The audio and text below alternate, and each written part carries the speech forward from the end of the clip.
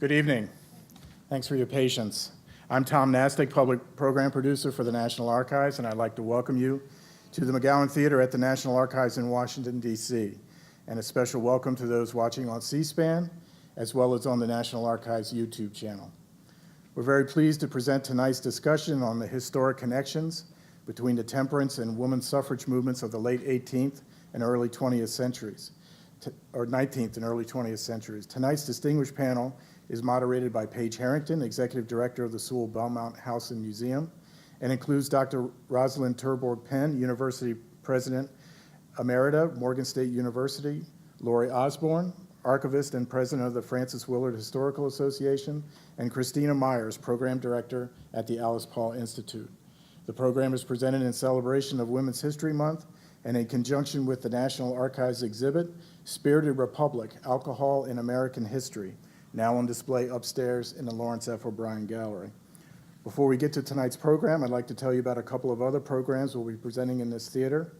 On Tuesday, April 7th at noon, historian Terry Alford will be here to discuss his book, Fortune's Fool, The Life of John Wilkes Booth. And on Friday, April 10th at 7 p.m., public television talk show host Tavis Smiley will be joined by National Public Radio's Michelle Martin in a discussion of Smiley's recent book, My Journey with Maya, which recounts the story of his enduring friendship with the poet Maya Angelou. This program is presented in partnership with the Smithsonian Museum of African American History and Culture.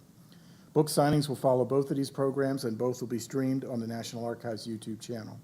To learn more about these and all of our public programs and exhibits, consult our monthly calendar of events in print or online.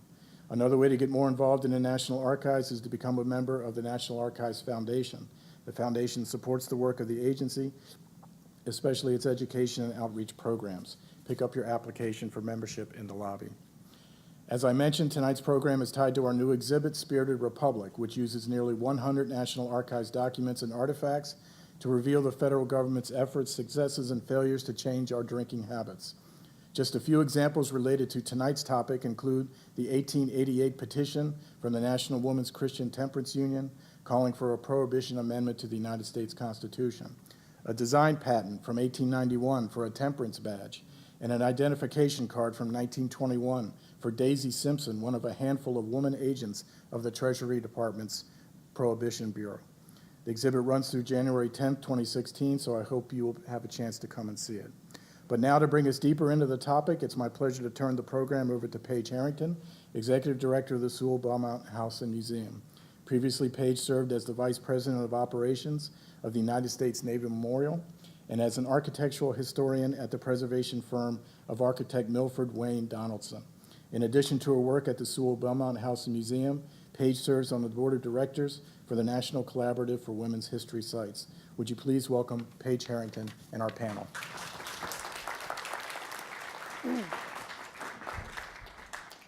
Thank you, Tom. It's wonderful to be here again this evening. I would say Happy Women's History Month, but I guess I will say instead, happy very last few hours of Women's History Month. But we are still very delighted to be here tonight. I hope that some of you have taken the opportunity to see the exhibit upstairs. It is absolutely fantastic. And I wouldn't be the Executive Director of the Sewall-Belmont House unless I also made a plug for the Sewall-Belmont House. I hope that you can take a look at the wonderful archive and the museum that we have on the corner of 2nd and Constitution. So our program tonight will allow us to talk in greater detail about the intersections between temperance and suffrage. So they are a little bit hazy in history. And what we have found, this panel and I, as we've been preparing for this, is that there's not a whole lot of most recent scholarship on this. So the track that we decided to take was to really look at the women themselves, because it was the women whose thoughts and origins and what they were fighting for their families and their nation went into the organizations that they were then able to move forward, and that became the movement themselves. So we'll talk a little bit about this, the way that the women galvanized for social, economic, and political change. By the mid-1880s, excessive alcohol consumption and domestic violence against women was a serious problem. The temperance issue was of concern to many women who felt that the widespread alcoholism caused detrimental effects to the family and to married life, particularly because married women at the time had few legal rights or remedies. The suffrage movement can trace its beginning to Seneca Falls in 1848, and while the legal right to vote was the ultimate goal for the women, over the next 70-plus years, there were many areas of overlap between temperance and suffrage, including improved working conditions for wage-earning women, the need for a strong public education system, and of course, full political equality. Taken together, the reform movements can be seen as a fascinating study of the individuals who participated in both movements and the organizations they created. Tonight, we will focus on a small group of women leaders, including Frances Willard, Mamie Dillard, Frances Harper, and Alice Paul. Together, the women's leadership really enabled a whole nation of women to gather, unite, and work to bring change to our nation. As Tom said, tonight we will hear from Dr. Rosalind Terborg Penn. We also have Lori Osborne from Evanston History Center and Christina Myers from Alice Paul Institute. So we will move right into the moderated part of this discussion. And I think we're going to be a few minutes behind. So I will start with Chris. Mm-hmm. And if you could talk a little bit about the early influences in Alice Paul's life. So talk a little bit about how did that influence her? What about her upbringing and her family could have influenced her later on as she became a reformer in her own right? Sure. I think, Alice Paul, she was a Quaker, as many of our suffragists are, but she was a Hicksite Quaker, so she is following, her family followed the principles of Elias Hicks, who advocated, getting away from the materialism of life and getting back to nature and getting back to the morals of humanity. So it did tend to be the Hicksite Quakers who were the activists. They were the abolitionists. They tended to get into suffrage, not quite the suffrage that Alice Paul will get into, but they do tend to be the activists, or the reformers at least. I think, her mother was a suffragist, and we know that Alice Paul was brought to her first suffrage meetings in her hometown in Mount Laurel, or Moorestown, New Jersey. We know that had some influence, but it's really not until in her 20s when she starts to become involved in suffrage. I think what Quakerism did for her, she grew up in a very small Quaker community. It was completely Quaker in southern New Jersey. She grew up with the idea that men and women are equal, that they had roles to play, active roles to play in life and in the community. She grew up with a sense of a social duty, that you have to make the world a better place, and that is something that she did take very seriously. And she also grew up with the principle of nonviolence, and that's something that she will have to answer to when she becomes a militant suffragist, as she's called. I think that as a Quaker, all of these principles and more are just part of her daily life in this Quaker community. It's something that she grew up with. It was something that she practiced at school, in her colleges. She went to Swarthmore College. Later on, she went to Penn, but particularly at Swarthmore, a Quaker institution, these principles were just ingrained in their daily lives. So this concept of equality and the sameness of everyone around is interesting, because I think it is when she works in the settlement movement, and later she's working as a social worker, that she steps outside of that Quaker bubble. And I think that really does have an impact on her in New York and later on in London. And I think that's really what's going to help her to become a suffragist, when she realizes that life is not so equal on the outside of the Quaker community, and she starts to see what women are experiencing in some of these communities that she sees in New York and in London. So I think as a Quaker, this principle of equality, it sounds so big, but it's something that even at the age of 92, she's still talking about that concept of equality and how ordinary it is, and how much she believed in it. And I think that's ultimately what brought her into the women's suffrage movement and made her a lifelong activist for women and equality. And we'll talk a little bit more as we move forward about the single-mindedness of Alice and certainly a lot of the other women as well. Can you give us a little bit of a background on Alice Paul Institute and tell us a little bit about what you do now? Sure. The Alice Paul Institute was founded, we are 30 years old this year, officially founded in 1985. And the Institute is housed at Alice Paul's home in Mount Laurel, New Jersey. She called it the home farm. But the house has been preserved not as a historic house museum, but as a women's history center and a girls leadership development center. We thought that Alice Paul, she wouldn't have wanted a museum per se in her name. She would want us to be doing something active for the cause of equality. So we thought, you know, we need to preserve her name. We need people to remember who she is. We tell her story, and we do have our museum in her honor, but we also have our Girls Leadership Development Center, and that is the heart of what we do. We work with girls middle school through high school and beyond, and we have a series of programs from a 10-week school-based program to summertime career-focused program, and from middle school through high school, and a girls advisory council that meets once a month at Paulsdale. And I think if Alice Paul were alive, she would like to see that kind of activity happening at her home. It is, and it's a fantastic place for those of you who have not been. It's absolutely beautiful. Let's go ahead and switch, and we'll talk to Dr. Terborg-Penn for a minute. If you could tell us a little bit about some of the women that you would like to be talking about tonight, and a little bit about their origins and how they got started and why you think that had such a impact on the work that they had done as they move forward. Well, my work is on African American women suffragists and the various other movements that connected with the suffrage movement, and temperance definitely was one of them.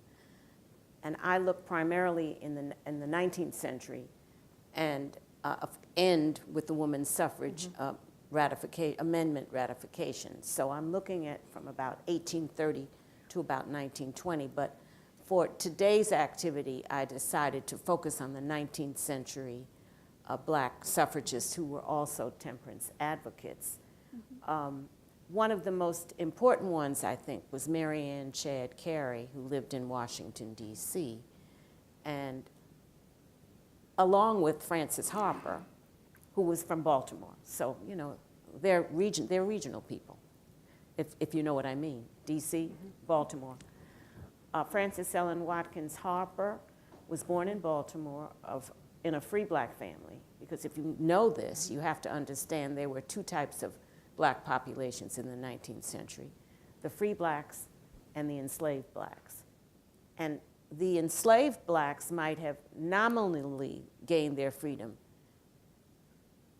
in the Civil War era, but they were mostly uneducated, you know. They were rural people. So unless they were given a hand up, and often it was the free black community that came in and did that. And churches, ministers did it also. So many of the women learned about temperance in church. But organizing was something else again. And it was the formerly free black women who had the education and the knowledge to organize who did that. And Mary Ann Shadd Cary would be a very good example of that. She was originally from Delaware, moved to Washington to go to law school at Howard University. So she became a lawyer, and then she worked also for the federal government, and eventually developed a group called the Colored Women's Progressive Union. And they did a variety of things, including promote for women's suffrage, but temperance was an important part of that as well. Another woman who I thought was interesting was Mamie Dillard, who came from, I can't remember if she was from Kansas or Indiana. I always have to check. I look at the movements rather than where the people are necessarily from. But I'll tell you in a minute.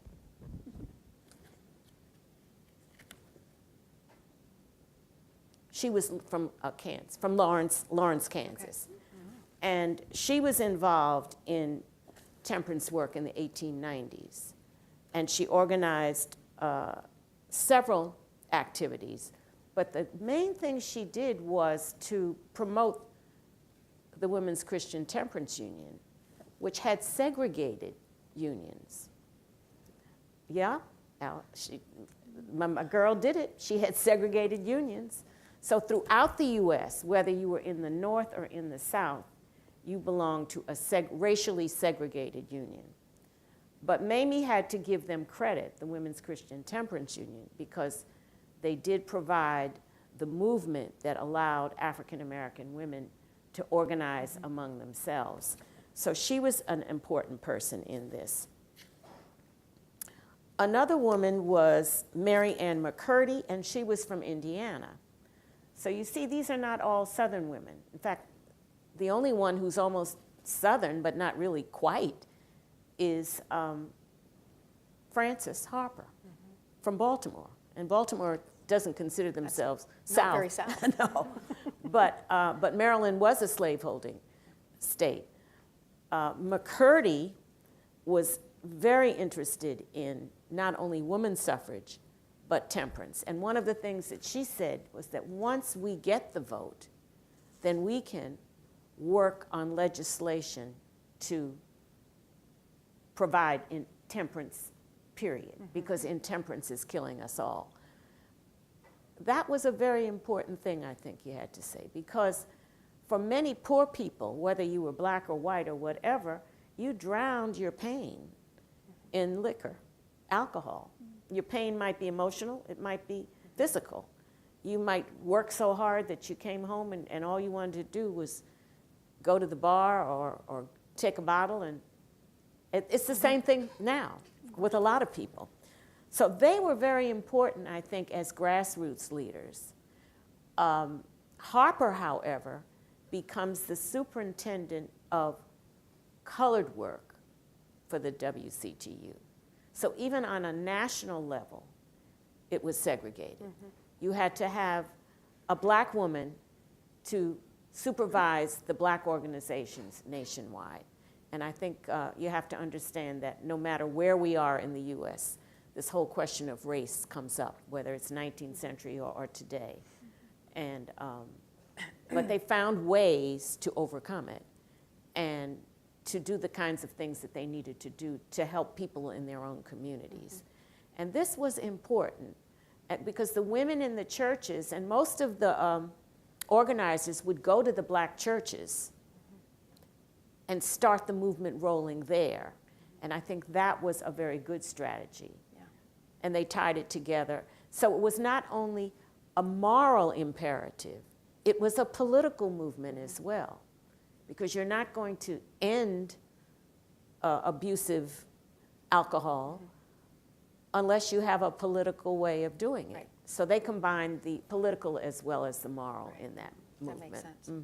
So Lori, this is a good place to have you pick up so we can talk. If you give us a little bit of information, I'd like to hear a little bit about Evanston, the History Center, but then also about the Frances Willard House, and a little bit about the intersection of morality and temperance and politics. Well, first of all, I'm very happy to be here, but I should clarify, I am not the current president of the Frances Willard Historical Association. I'm actually a past president, so not a big change, but I am the current director of the Evanston Women's History Project, which is what connects me to the Frances Willard House and the Willard, the WCTU archives, which exist in Evanston. The Willard House is a wonderful, amazing house museum. It's been a house museum since 1900. Probably, we're not sure, but we can't find an earlier house museum that tells the story of a woman's life in the United States or in the world. So very early historic house museum. And then the WCTU's records, they're records of their local organizations, their national organizations, and it was a worldwide organization, still is today. All of the records of their work for all the different things they worked on, including suffrage, are there. So it's fun to come and tell their story. So I'm thinking Frances Willard kind of falls in between these two groups of women. She's at least 1 or 2 generations earlier than Alice Paul. She's born in 1839. She's the generation after the first wave of the suffrage, the suffragists in the U.S., Susan B. Anthony, Elizabeth Cady Stanton, are the generation before her, really her mother's generation. She doesn't grow up in a very progressive household. Her mother was a very progressive person and really kind of really encouraged Frances to take on whatever she wanted to do. But her father was traditional. And in some ways, her early life and the sense of limitations about what she could do, and those limitations simply because she was a girl, really sort of set her in motion. And those early moments where she's noticing that her brother gets to do things like go to school, and she is not allowed to go to public school until she's almost, ready to go to college. She's educated at home. She wonders why. There's a great moment. She traces the story of her evolution on suffrage to very early in her life. She does it later in her life, but she goes way back and recalls a time when her brother goes to vote with her father, and she says to her sister, Mary, her younger sister, Mary, don't we love our country just as much as they do? And her sister says to her, this is a story she recounts later, but her sister says, yes, we do, but we can't say anything because we will be thought to be strong-minded. So there's this sense, she has this internal sense of the injustice, the inequality that she faces just because she's a girl. There's no other reason. And it comes very early in her life and then stays with her. She doesn't become vocal about it till years later. And it's her exposure to the outside world. She travels in Europe. She becomes a teacher. She has a career. She starts to informed about what she calls the woman question, which is sort of the way they phrased it in the mid-19th century. She starts to go, I think this is where my calling is in figuring out the woman question. What do we do about women's equality? But then the temperance movement, the woman's temperance movement explodes in the 1870s in the US with the Crusades that are documented in the exhibit, where women are taking to the streets and protesting in front, praying and singing and begging saloon owners to close down because of the problems of alcohol in their little towns in Ohio. And Willard, she's watched the temperance movement from afar. Her parents are Methodists, so Methodism and temperance kind of go together, but she's not involved with it. She's sort of more in the woman question thing. And when the woman's movement and the temperance movement come together, she says, okay, I now see the possibilities. And what she sees is the possibilities for vast numbers of women to get out of their houses and do something, because they might not do it for the individual right that they deserve to vote or those kinds of things, but they will do it. They will become activists if it's something about protecting their homes and their families from a scourge like alcohol. So she sees an opportunity that there's, connecting the two ideas is going to create change in a big way. So that's sort of Willard's background and kind of how she kind of got to the whole concept of temperance and the woman's question, connecting the two ideas. And I'm thinking that we were talking about Early influences. Yeah, Yes. but the question that you asked me was about politics and The intersection between. Yeah. Yes. So So- how did they? How was the?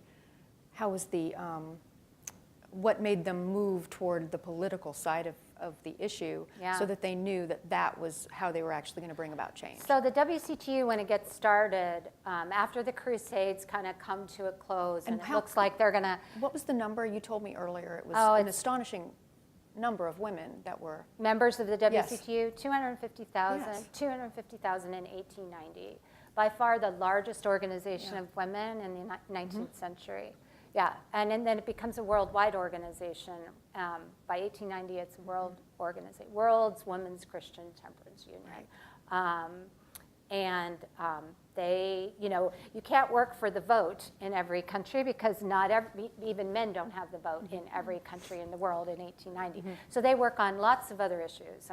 Frances Willard has what she calls her do everything policy, and she really means it, that the temperance is in everything and everything is in temperance. So they are a vast and comprehensive reform organization in her lifetime. She dies in 1898. Right. Before the real push towards suffrage in the 20th century. So she falls in that earlier generation. But going back to the start of the WCTU really is they call it the gospel temperance. It's about persuading people to change individually their alcohol use, and to persuade those saloon owners to close their doors, and to sort of individually get people signing the temperance pledge and things like that. Those early years, Willard is an officer in the WCTU. She becomes president of the WCTU in 1879, so she's the second president.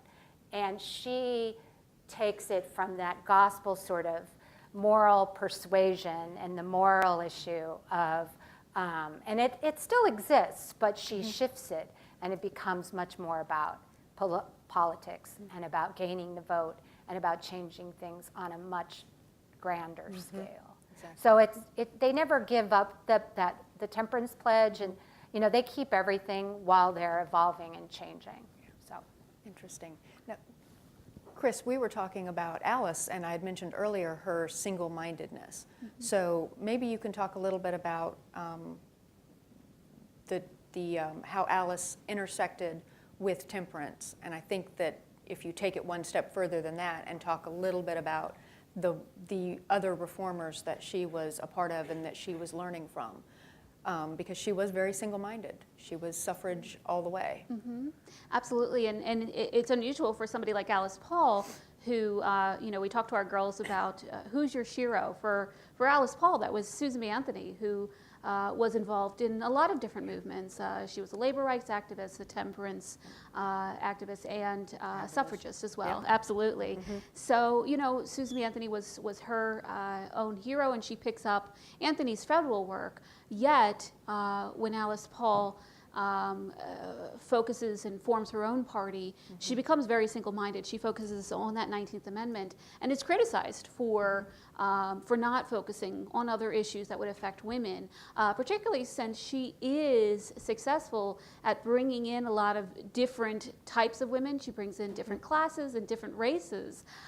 So, women are approaching her all the time and saying, why are we not focusing on temperance? Why are we not focusing on African American women's rights? What about the mother that needs to feed her baby? And Alice Paul would say, the vote first. That was her message, that the vote is first, and everything else will follow. I'm sure, although I don't have any numbers, I'm sure that a lot of her suffragists that come into the National Woman's Party are also involved in the temperance movement, because I know there's a huge overlap between all of those reform movements. She has women that are interested in temperance. She has women that are, she recruits a lot of factory women, and they're in their labor rights activism. She's working with lower classes of women, and she's aware of what their needs are, because she was a settlement worker, she was a social worker. So she's aware of all of these issues. I think she takes lessons from each of these campaigns. However, her focus is singly on getting women the right to vote. I think all of the movements definitely overlap, but for Alice, her single focus is going to be 19th Amendment, well, what becomes the 19th Amendment, the vote first, everything else will figure its way out or receive attention. At that point, exactly.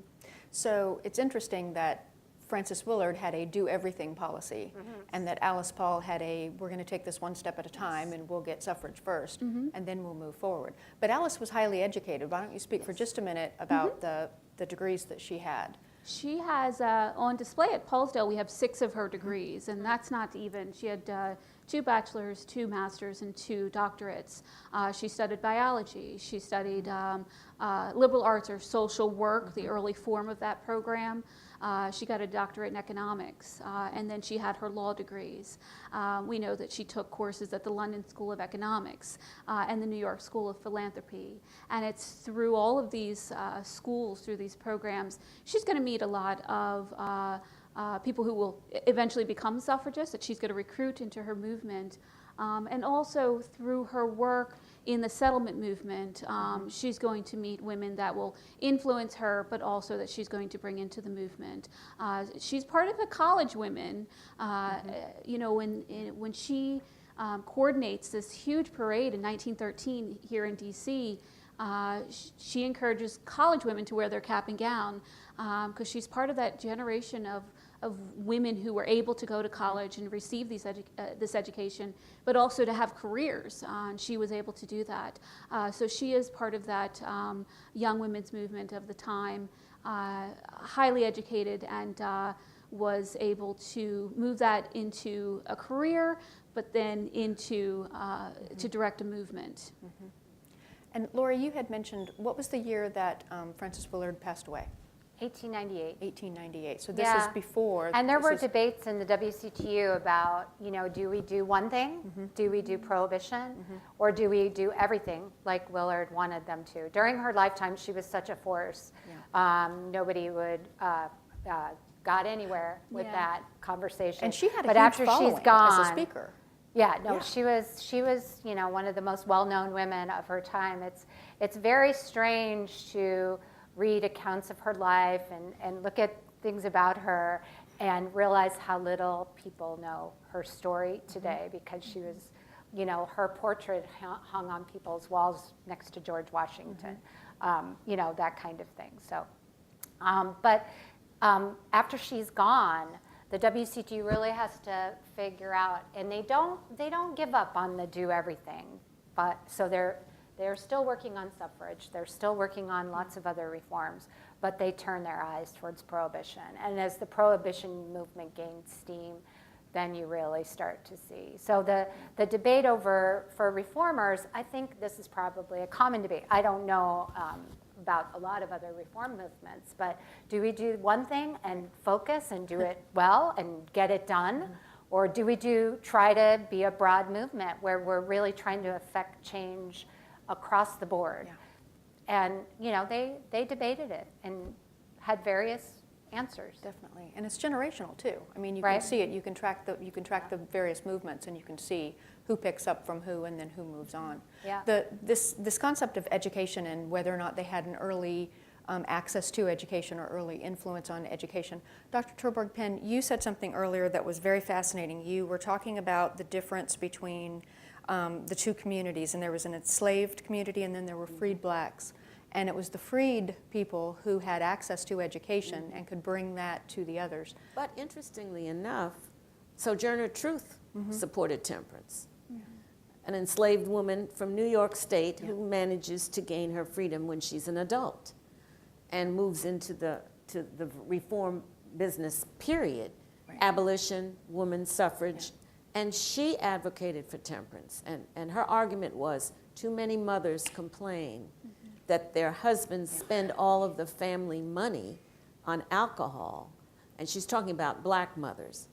And she says, oh, I know they're miserable. You know, I know they're unhappy. That's why they're drinking. So to drown their pain, they're using the family money. And the mothers were just up in arms.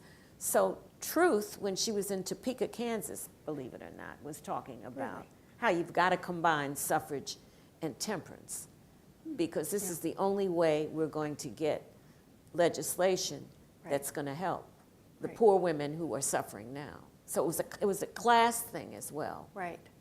Absolutely, economic factors in there, Yeah. of course, The of problem course. with alcohol, the level of the problem in those years is hard for us to really wrap our brains around. We think so differently about alcohol than they did. We consume so much less. If you see the exhibit, there's jugs and that compare how much raw 7 alcohol gallons? you 7 gallons people per drank person, in yeah. different time Per year. periods, and it's astonishing. So it's hard for us to kind of, and the prohibition, it's a little bit of a joke. It's kind of comical. Oh yeah, we're going to ban alcohol. Does anyone really think that would work? But for them, it was serious business, and it was because for the WCTU especially, it was all those women and all the suffering in all those families and all the children. If you're impoverished because someone has drank away his wages and your wages, because you do not have rights to your own wages, this is a serious problem. So, And it crossed race and class, which I found very interesting. It's fascinating. Yeah. It is. Tell me a little bit more about the role of the church. So it wasn't just as a religious organization, but it was also as a mechanism, social movements. Yes, yeah.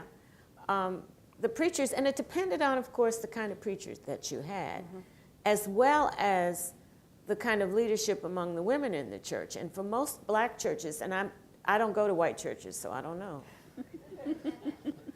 But in the black churches that I know of, there are more women. Is this true internationally or nationally? More women in churches? Yes. Okay, all right. Yeah. So the women would say to the minister, we've got to do something about this. And if he wanted to keep his congregation from moving on to another, he would have to listen to them. And so they invited people, he would invite people, or the deacons would invite people who could give a social movement message, not preaching, but after church, go down and have whatever, repass, and then this person would come and speak. And so Sojourner Truth did that, a lot of that. But so did these other educated women as well. And how do you think that what type of education are we talking about? It's essentially just bringing awareness and also making sure that the women are seeing that there is a path out? Well, I think what they were saying is, especially we're not talking about the Deep South, we're talking about the North and the Middle West in particular. These are the places where I found this. If your men could vote, and in some of these Midwestern places, you could vote before the 19th Amendment. Right. If your men could vote, then they need to pressure the politicians to put this together. I suspect, even though I haven't found any evidence of this, that in some of these denominations, maybe the Methodists in particular, the black preachers and the white preachers would get together and talk about, why don't we bombard our people this week and talk about the reasons that we need to lessen up this drinking. Somebody needs to do a study of that, but I haven't. But I find it very interesting that these connections were being made by these women. Now, Sojourner Truth was an illiterate woman. So she must have, she went to lectures, she went to something like this and would gather the information. So we're not talking about people reading about this necessarily. They would often go to, and they'd go to revivals, and that I thought was fascinating. yeah, the church was powerful in making this spread. And the at the WCTU revival, they took talk advantage about of it. it. Yeah, they would talk about this at a revival. Yeah.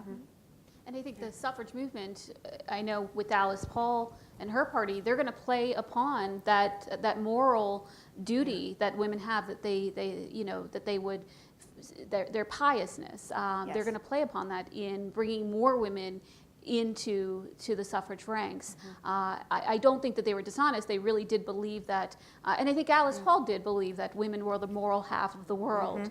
But that's going to be a strong factor in bringing in women into that latter part of the women's suffrage movement. Yeah, the Frances Willard coined a term, and she didn't coin it, but she used it strategically. She called, when she starts advocating for the vote and getting the WCTU to advocate for the vote, she at first seeks the ballot for home protection issues only. And she calls it the home protection ballot. And that would be just on the saloons in your town, just on school boards. Like, we don't need the vote on everything. We just need those things that impact our home. And women she sort of starts to frame this idea that women bring that moral influence into, and they should be, it's not outside their sphere of activity. It's just an extension of the home, and for them to have this kind of ballot. And then it changes over time. That's earlier in the evolution. But They start to take that phrase and turn it into municipal housekeeping, that women will use their vote for moral purposes. They will help to get rid of corruption, but also feed hungry children and give attention to those welfare causes.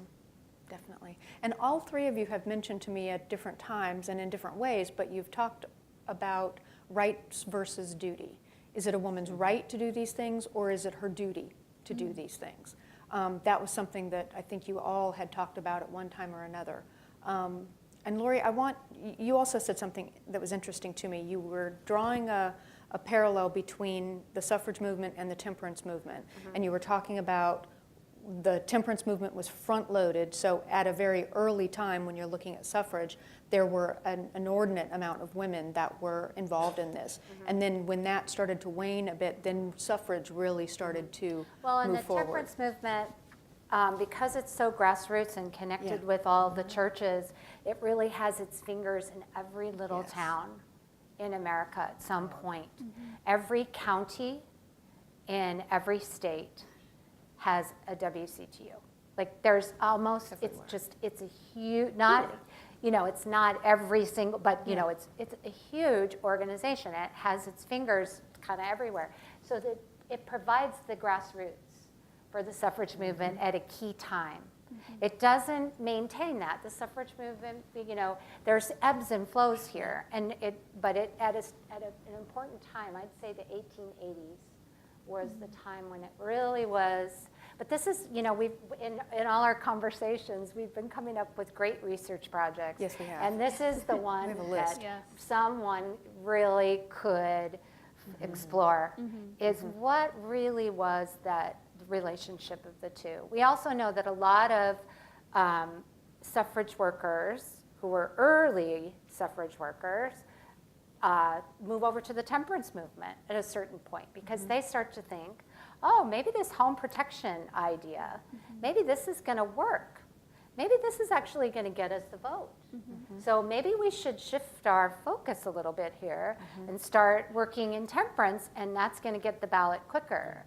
And then, those brewers and distillers and that vast amount of money that's in alcohol kind of comes rearing its head, and it becomes the main anti-suffrage source of the anti-suffrage movement is those brewers and distillers and their national organizations. Now, with the black women, the 1870s is when they connect the temperance and suffrage. And this is, of course,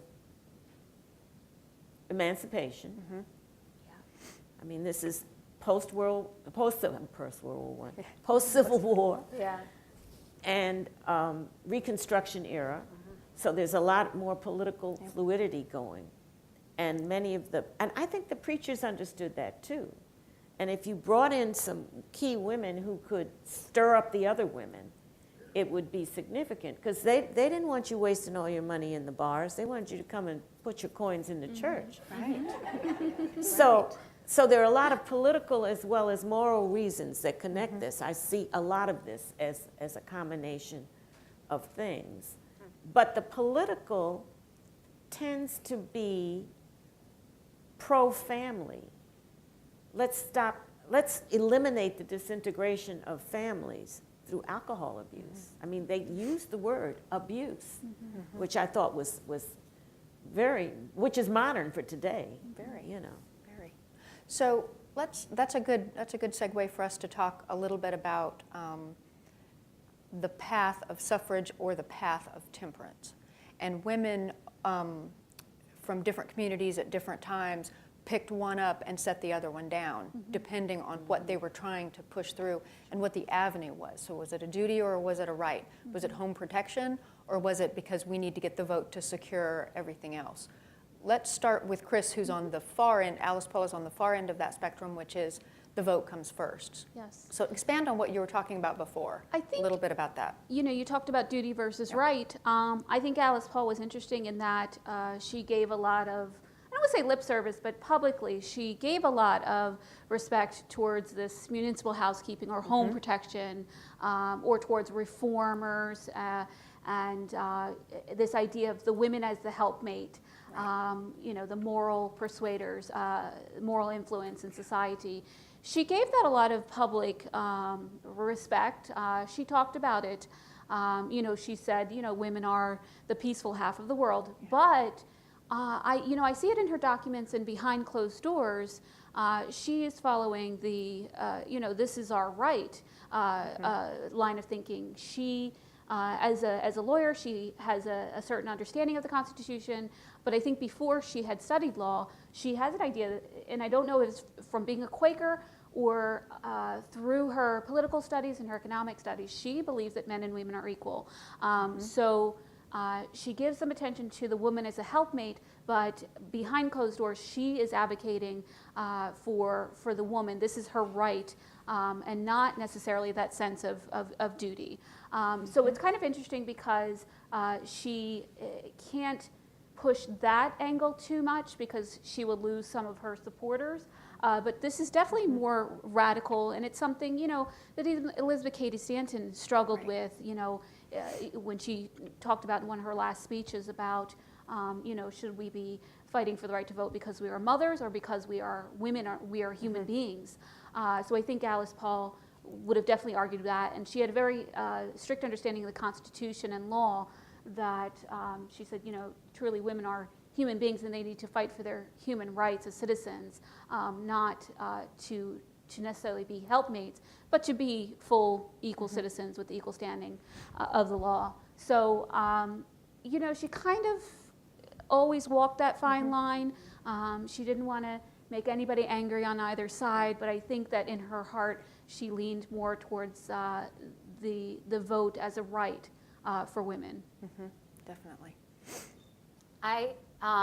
So it's so interesting because I don't think we give them a lot of, well, we do, but other people may not give them credit for being such strategic thinkers about who they're trying to persuade. Who are they trying to get to do what?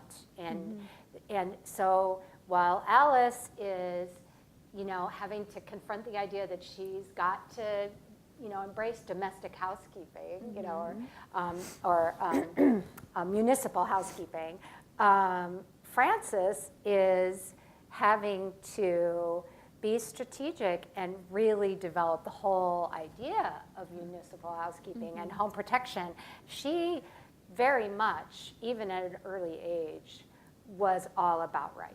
It was about rights for her, but she didn't believe that if she talked a lot about rights, she would gain the kind of acceptance that she needed. In her time period, if you started talking with women about, you deserve this right, you would lose them. So the whole idea of you are a mother, you are a sister, you are a wife, you are you know, a daughter, you have moral duty. These are part of your job. This is part of your job in the world, is to protect your family from all of this, to help them gain that protection. And this is just an extension of your duties in that area of your life. And so that whole development of that argument was huge for her. And she really, a lot of scholarship around this issue will tend to say it's either rights or it's duties. It's one or the other. I think most suffragists embraced both of them, but just to varying degrees. And they had to do it at different times for different reasons. Yeah. And each argument wasn't exclusive. It's not like they said, oh, well, we're all about this one or not all about that one. So I think for Willard, it swung towards the other way. Yeah, but that was interesting because until we had the conversation a week or so ago, I hadn't really thought about picking up one of the arguments and then setting it down when it was less than palatable for a certain group, and then picking up the other one. And you were talking about this as well, because you were saying that for some of the women, it was just a means to an end, because they were really focused on improving the economics of their family. It came down to economics. It was very simple, and they would pick up whichever one they needed. Can you tell me a little bit? Well, pick up that conversation. Yeah. The problem, of course, as most of you know, is for the majority of African Americans, they are either first or second generation free, okay, by the end of the 19th century. Very few were born out. Marianne Chedd Carey's family was free born, living in a slave state, but Delaware is a border state. They're not in Alabama. So you find that the majority of black women who are in these positions are in the minority in terms of education. They are educated. They are a minority. Yeah. But their influence is significant because they were willing to interchange with the poorer women, and I think they understood that if they didn't do that, the race, as they would say, is doomed. So there are practical, as I said, as well as political and moral reasons for all of this. I didn't find anybody who wasn't a suffragist who was a temperance advocate. All of the temperance advocates that I found as suffragists. And then when after I finished my dissertation, which was on African Americans in general who supported women's suffrage, I decided to focus on the women in particular and built from there. I didn't find anybody who didn't think that the primary goal was getting the right to vote, because once you get the right to vote, then you have political power. Yes. So morality is one thing, but the ability to implement the policies that you want is something else again. Right. So you have to be able to have the ammunition to do that, and the vote of the ballot box was the ammunition. Yeah. So for African Americans, I think they're very pragmatic about this whole thing. With the fact that economic factors is part underlying for all of these different groups. I mean, that is, it's very clear.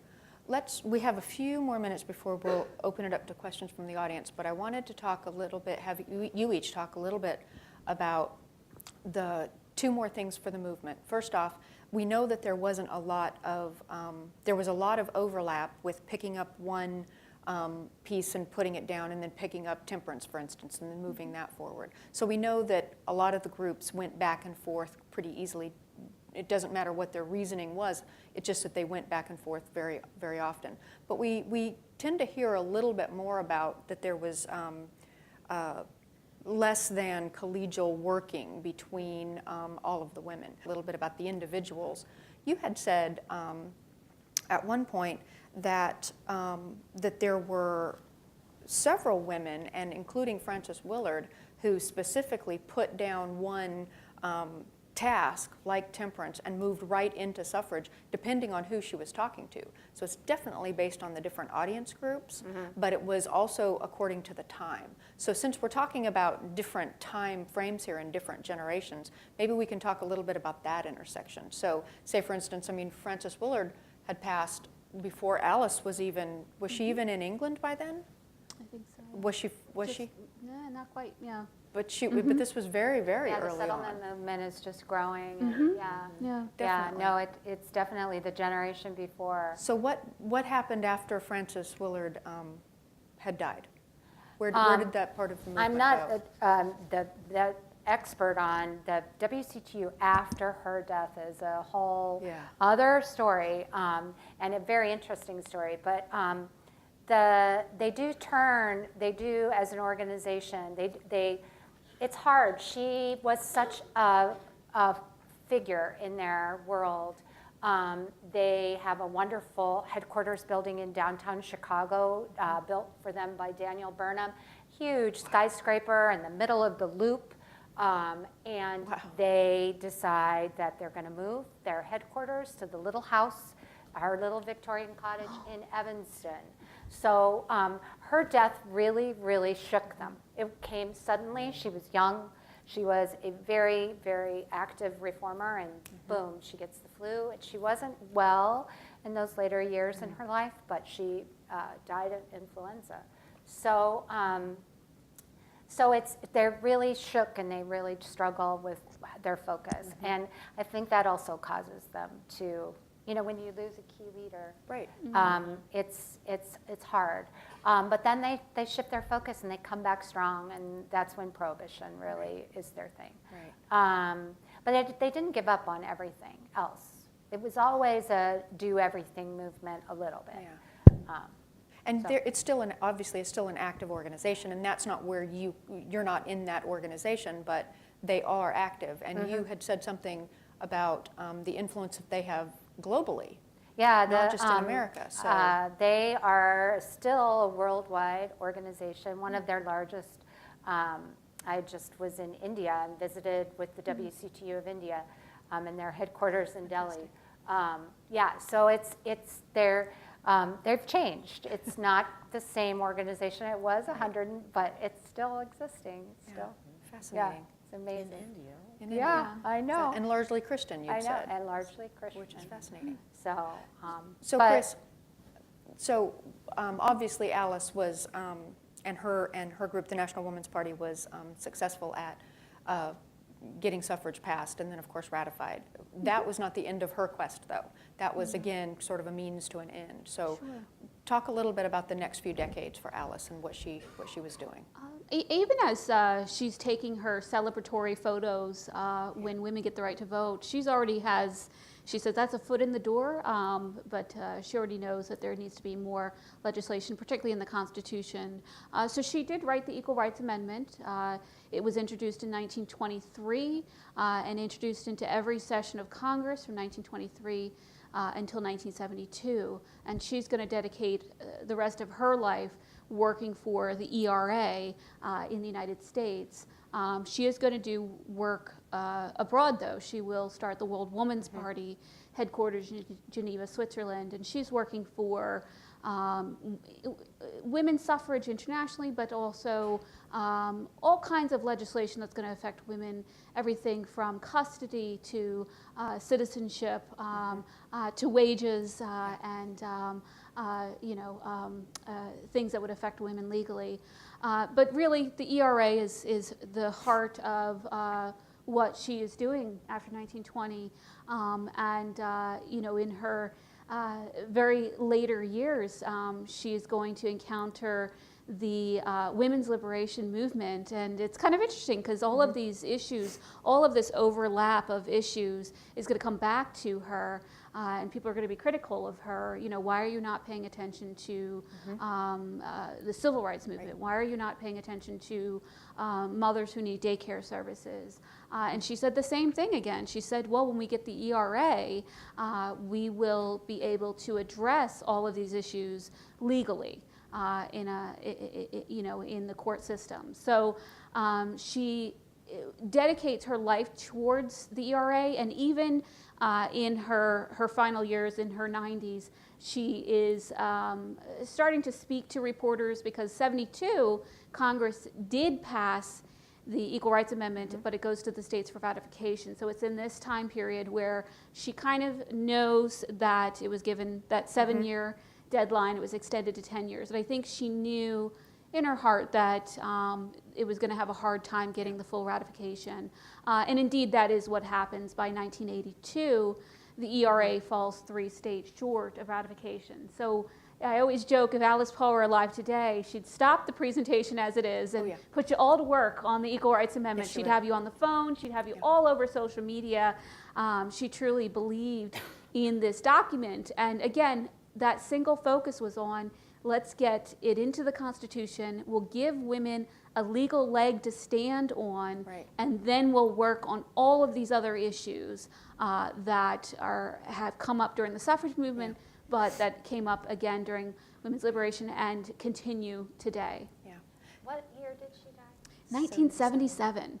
She was 92 years old and great. still on the phone trying to get the ERA passed. And she worked in the house, Yes. the Sewall-Belmont House. She worked in the house until 1974, 75. Yes, until she couldn't walk up the Yes. steps. Yes. Exactly. So it's interesting generationally, because we had said earlier that, Alice and that generation of suffragists were the young upstarts. So, they were the new generation that came in and started, again, militant type strategies and really moving that forward. And they were seen as the newest of what's going forward with suffrage and leaving some of the older generations behind. And then you get to a place in Alice's life just tracking over her life. And she then becomes, and the women of the National Women's Party become the older generation. And so there are plenty of younger women who are organizing at that time. Think about it, obviously the 60s and 70s. They are organizing for lots of different movements themselves. And Alice and her group become the older generation. They were literally called the old women on the hill by, I think, Gloria Steinem. Yeah. Yes. Oh my. See what goes on there. But it is, and you can see it generationally, it is, absolutely. Dr. Terborg-Penn, can you tell us a little bit about, because in our earlier conversations, we didn't really have a chance to get into this, but I'm interested to know, what about the next generation of African-American women? Where did they go from after they formulated in the church and they were working on economic You mean issues the and 20th voting century issues? suffragists? Well, they hated Alice Paul. They called her a racist. Definitely. And Mary Church Terrell, I don't know how many of you know that name. Is there a high school or a junior high school Terrell? Yeah. After her husband, Judge. But Mary Church Terrell lived in D.C. for many, many years and was the first president of the National Association of Colored Women. She said, we've got to be pragmatic about this, And she said, but then Alice Paul just got to her, to the point where she told the leaders of the NAACP, Walter White in particular, I just can't deal with her anymore, he said. Let's be practical. She's got the power, so we've got to deal with her. But black suffragists considered her to be quite a racist. And Mary Church Terrell tells Walter White, if she could get away with this amendment being for white women only, she would do it. I found that in the Mary Church Terrell papers, which are at the Library of Congress. And and the NAACP papers are there too, and I was able to corroborate. I said, this is hot. And I looked at it, and Walter White said, yeah, I know. We all know that, but, let's not make any big fuss. You can't walk around her or get rid of her, so you're going to have to work with her. Classic racist. Well, the issue of equality and the upbringing of Alice. Can you add anything to that? Because we do know definitely when she was organizing and when there was a choice to be made between more populous southern states that wouldn't have participated if African American women had been given the same rights to participate in parades or wherever they were. Let them go to the end. She said, we will err on the side of the numbers and we will bring in the bigger groups. Right. So it's a difficult situation to look at it back through today's eyes and think, well, we certainly wouldn't make that same call today. Yes, we wouldn't make that choice. We would. Yes, we would. I maybe beg we to would. deal with it, different with you. I hate to say it, but the way things have been in recent years, just a variety of unfortunate things that have happened in the news. And that's the thing. We see everything. People snapping everything. So you see everything that's happening. It's covert now because you can't be overt about it and get away with it. But things have changed, but they haven't changed that much. No, it's not utopia yet. No. Not by any stretch. But you got to keep on fighting it, and that's basically what the NAACP, the National Association of Colored Women's Groups, they all decided on the same strategy. We have to do what we can covertly because we know that if we overtly cry for all this, there'll be some, like Alice Paul, who would say, no, we don't need them, you know. Yeah. We need the Southern white vote first. Right. And you were, you know, earlier you were talking about the WCTU and the segregated unions. Yeah, Yeah. it was definitely a challenge for them because they knew they could grow. Right. They knew there was a lot of church women out there who were big supporters, and they knew they needed to grow in the South. And so how do we grow in the South? And how do we get white women involved? And how do we get black women involved? Yeah. And how do we toe this very difficult line? They didn't always do what we would want them to do, you know, and they definitely found themselves in some quandaries about the choices that they made. And not all of them were good choices or choices we would approve of today. Right. But they struggled, I think. Yeah, I think definitely. Alice Paul is interesting because she's a Quaker, but also she is charged with racism. I think that we are seeing her through a lens, honestly, because when it comes down to the hard choices, she did give credence to those Southern white women in that parade and later on. But while Carrie Chapman Catt's winning plan includes a compromise in Southern states to fight for white suffrage, Alice Paul does not settle for a compromise in Southern states. She's going to advocate for a federal women's suffrage amendment. So I do know that she does have to negotiate with, you know, lots of different groups, but, you know, I think that there's still more research to be done when it comes to Alice Paul and what's happening behind the scenes. I wish One someone of the things could- I'd like to know more about is the WCTU had national conventions. Yes. And everyone was invited, all unions. Everybody sent a representative. And that meant there were African American women at those meetings, those national meetings. And I'm wondering what other women's organization at the time had But they both. met with the superintendent of colored work. No, they met in the general Right, meeting yeah. too, and they were on the stage. If they were a superintendent, they were speaking and giving reports. Yeah. It's something I don't know a lot about, to be honest. I'm curious about it. I really would like to know, you know, really how integrated was it? Was it integrated really at all, or only a little bit, or? You know, how really was it? Yeah. And I don't know for I don't sure. know about but the national meetings, but my speculation is if you have a superintendent of quote-unquote colored work who's sitting on the stage, I'm sure she was because she was part of that centralized leadership, you might all meet in the same place, but they had a colored section. I don't know for sure, but I bet they did. I wonder. I bet That's they what did. I wonder. I bet they had a colored Yeah, I section. wonder if they because did. that's what life was like. Yeah, Right. I wonder if the Southern women would, you know, I don't know. This is a great research. As long as topic. they didn't have to sit with black women in the Yeah, pews, yeah. they'd be fine because the black women would be in the last row. I So wonder. that would be fine. But then I would think. But the idea that they would get a superintendent of colored work and not just completely ignore the black women, I think is significant. But you have to also understand the majority of black people in that time period lived in the southern states, the formerly enslaved states. Yeah. So you don't have that much lobbying from black people in the north because the the majority of people are still in the South.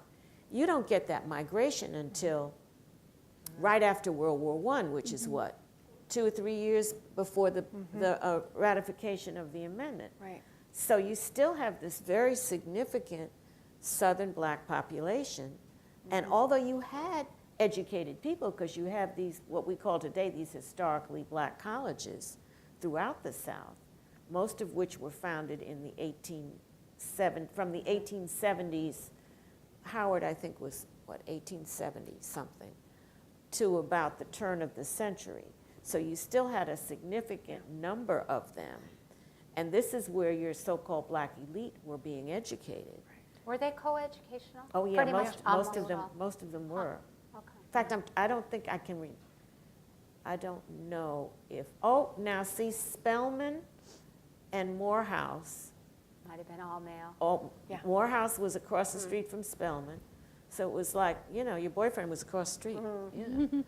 Yeah. And they were organized in the 80s or 90s. So you had, I know of at least those two. Right. There's also one in Virginia, which will come to me in a minute. But the majority of what we call HBCUs now, historically black colleges and universities, were co-ed. And most of the people were what we would call middle class. You know, the doctors and the lawyers' children, went, the post office people who often had political appointments, the rich farm owners, because you did have some. These are, and then you had people from the North who would send their children to these schools in the South, because there were very few. There were some in Philadelphia.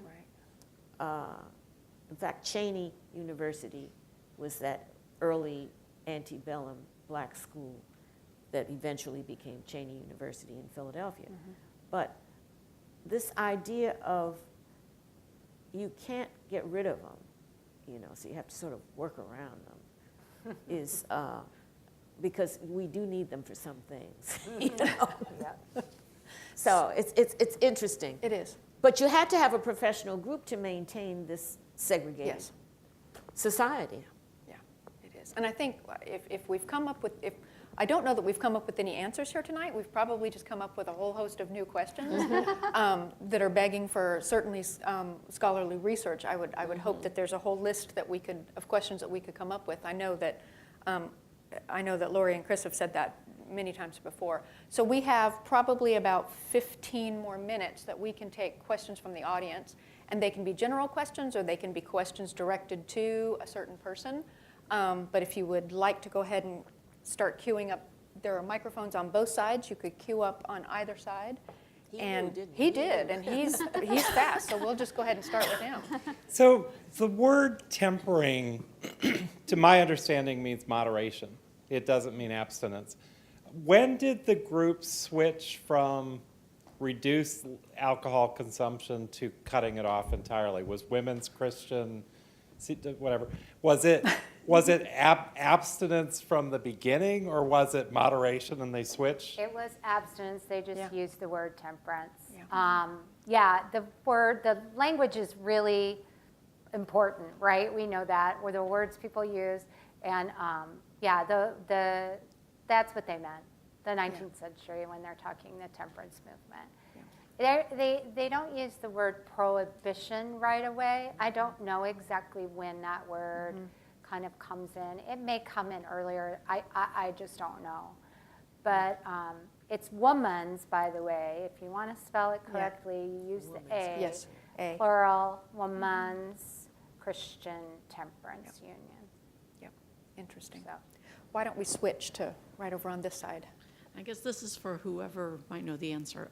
In both the temperance and suffrage movement, what role did men play, particularly in leadership? I mean, did they sort of take over when they got in, or did women? In the temperance movement, men were, in the WCTU, men were not allowed to be leaders at all. Yeah. Frances Willard called the WCTU the WCT University because it was a training ground for women to be leaders. It really was all about women's leadership. And women ran the meetings. She knew that if men were allowed to have a role as a leader, that the women would defer to them. So they weren't allowed. It was not allowed. So yeah, it was very consciously that way. Yeah. It wasn't that way with suffrage, though. It wasn't that way with suffrage. Because at Seneca Falls, they had a man, Right. I forget who it was, who chaired the Sure. thing. And Frederick Yeah. Douglass was there. Yeah, And he was there and he spoke. was that what? I think it okay. was, yeah. Yes, it was. So, Yeah. and throughout, and I think that was deliberate, because you're not going to get men to listen to the women, so you need male surrogates to speak for them, because it's the men who can vote, Right. you know. So I can see the method in that madness. You know, with Alice Paul's party, it was women. I mean, there was a joke about Alice's cousin one time after the Second World War. He was a soldier and he stayed at the Sewall-Belmont, and she said, "You're the only man has stayed at the Sewall-Belmont." I thought that was kind of interesting. They actually did have a contingent of men that marched in the 1913 parade, so they're certainly supporters. And they, we know that she worked with a team of lawyers. That, you know, there's one gentleman that really goes to bat as an attorney for the suffragists. He's a real supporter. But there's also some funny stories of Alice Paul. You know, when these lawyers would come in, she would have them do work like, you know, put some stamps on these envelopes. And they never did that before because nobody ever treated them as secretaries. So I think that she definitely, the Sewall-Belmont, or the headquarters definitely was all female, almost consistently, but they certainly had their male supporters, but did not let them Not in take leadership leadership roles. positions. And the temperance movement had all sorts of men's organizations that were mostly men, the Anti-Saloon League, the Prohibition Party, there were all sorts of men involved in temperance, so that they didn't need that, you know, that part of it, that activity. Yeah, they didn't. Fascinating. Right here.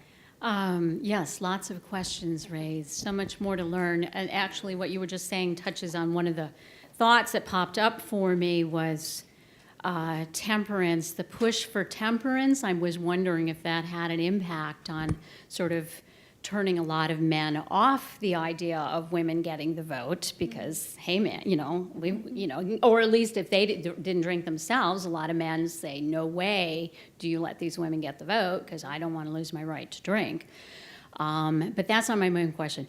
A few years ago, I wrote a white paper on the history of social movements in the U.S. and where my sense is they've typically broken down around race and class. My understanding was that the women's movement sort of grew out of the abolitionist movement. A lot of the middle-class women got their training in the abolitionist movement.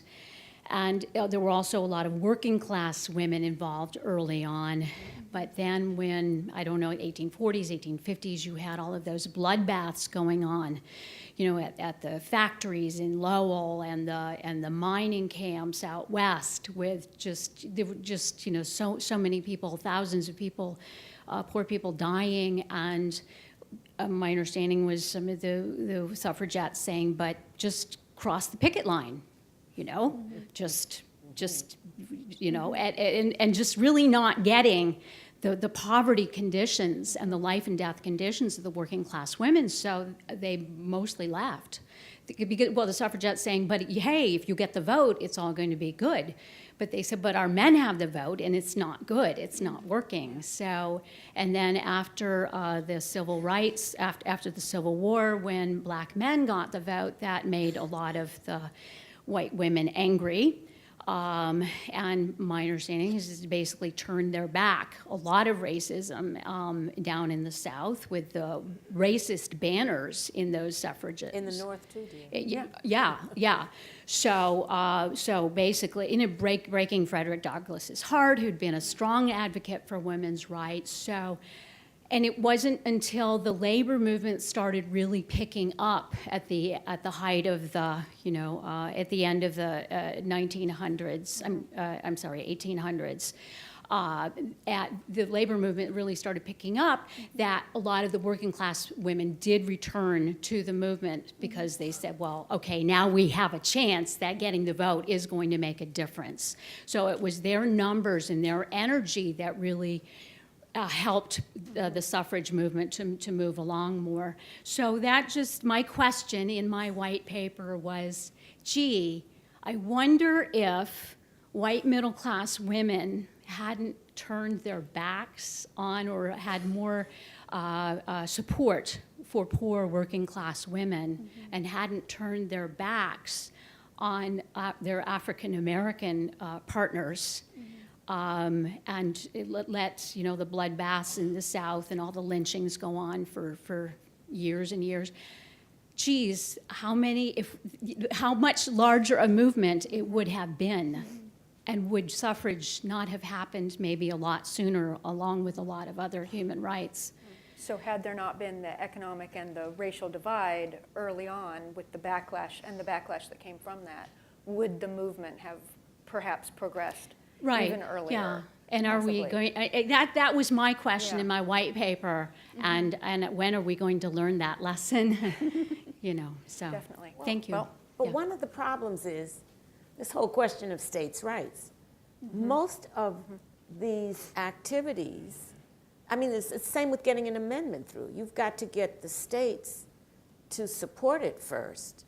Locally, you have to work on these amendments before you can actually say the amendment can be ratified. So a lot of this had to deal with local politics. So it's a states' rights issue. So it varies from region to region and from state to state, the type of population you have. I don't know, I think we were lucky to get it, period, tell you the truth. And I have a feeling it had to deal with the war effort, was the changes that came about because of World War I. More so than anything else. Yeah, it didn't pass by one vote, and that was the irony of it. Even though the suffrage movement had actually become racist when they felt that it would serve them to convince, particularly the white Southern legislators. Then the irony was, for all of that, didn't suffrage just pass by one male vote? A senator, was it, or a congressman from Tennessee, whose mother sent him a telegram that night and said, if you don't vote for women, I will never, so he switched his vote. And that's, so for all the selling out of African Americans, what did it didn't work, that strategy. Yeah. I mean, so. I don't know that you could make a definitive answer either way, frankly, because it's trying to prove what didn't happen. So it's quite difficult to try to do that. But like we said, it's certainly a topic that I hope more people address and move forward with on a scholarly application, because we, Lori at Evanston, Chris at Alice Poe Institute, myself at the National Woman's Party, there are repositories of documents that, we may know generally